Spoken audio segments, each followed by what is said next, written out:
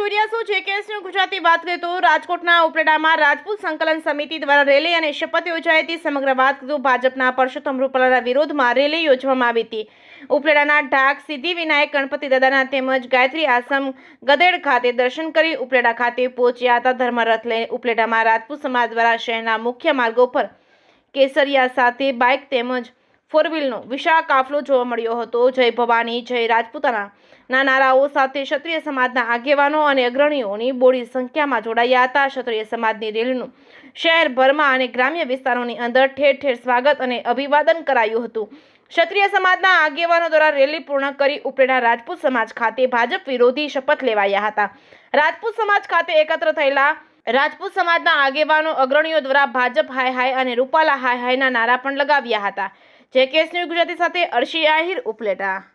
પરસોત્તમ રૂપાલાએ નારી શક્તિ વિશે જે અશોભનીય વાણી વિલાસ કરેલ છે તેના કારણે સમગ્ર રાજપૂત સમાજમાં રોષ છે। આજે ઉપલેટા તાલુકાના તમામ રાજપૂત ભાઈઓ ઢાંક ગામેથી એકઠા થઈને શ્રી સિદ્ધિવિનાયક ગણેશજીના આશીર્વાદ લઈને ધર્મરથનું પ્રસ્થાન કરેલ છે અને ગદેથળ ગાયત્રી આશ્રમે માતાજીના ચરણોમાં વંદન કરીને કોલકી ગામેથી ઉપલેટા શહેરના મુખ્ય માર્ગો પરથી પસાર થયા ત્યારે જુદા જુદા સમાજના લોકોએ ધર્મરથનું આવકાર્યું, સ્વાગત કર્યું અને સમર્થન આપ્યું અને અંતમાં ઉપલેટા રાજપૂત સમાજ ખાતે ધર્મરથનું પૂર્ણાહુતિ કરી અમારી એકતા અને ધૈર્ય શક્તિનું ઉત્તમ ઉદાહરણ રજૂ કરેલ છે। રેલીમાં આશરે 1000 થી વધારે માણસોએ સમર્થન આપી અમારી એકતા દર્શાવી છે। શપથ ભાજપ વિરુદ્ધ મતદાન કરવાના।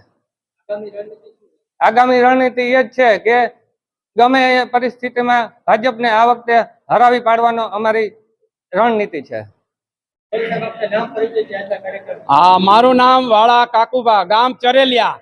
અમારું આયોજન આજનું એવું હતું કે ગાયત્રી આશ્રમથી અને ગણેશ મંદિરથી ગાયત્રી આશ્રમ અને બધી જગ્યાએ અમે બધા સાથે મળી અને દરેક ક્ષત્રિય સમાજના 18 વર્ણને સાથે લઈ અને અમે આજે જે આયોજન કર્યું છે એ સંકલન સમિતિ દ્વારા આયોજન કર્યું છે અને ગામો ગામ અને દરેક જગ્યાએ અમારા બેનો દીકરીઓ અમારા ઓવરણા લઈ અને ફૂલડાના હાર વધાવી અમારા જે ધર્મરથ હતો એ ધર્મરથને અમે આગળ વધાવતા અમે આજે ઉપલેટા ક્ષત્રિય સમાજની પાસે આવી અને અમે પૂર્ણાહુતિ કરી અને કહ્યું છે અને દરેક જણ, દરેક ભાઈઓ તથા દરેક સંકલન સમિતિના આગેવાનો આવી અને અમે જે રૂપાલા વિશે જે અમે આયોજન કર્યું છે અમે રૂપાલાને હરાવશું અને અમારી આવનાર રણનીતિ એવી છે કે અમે ગમે તેમ કરી ચૂંટણીમાં એને હરાવશું અને દરેક સભ્યોને અમે કહેશું કે ભાજપ વિરુદ્ધ મત કરો।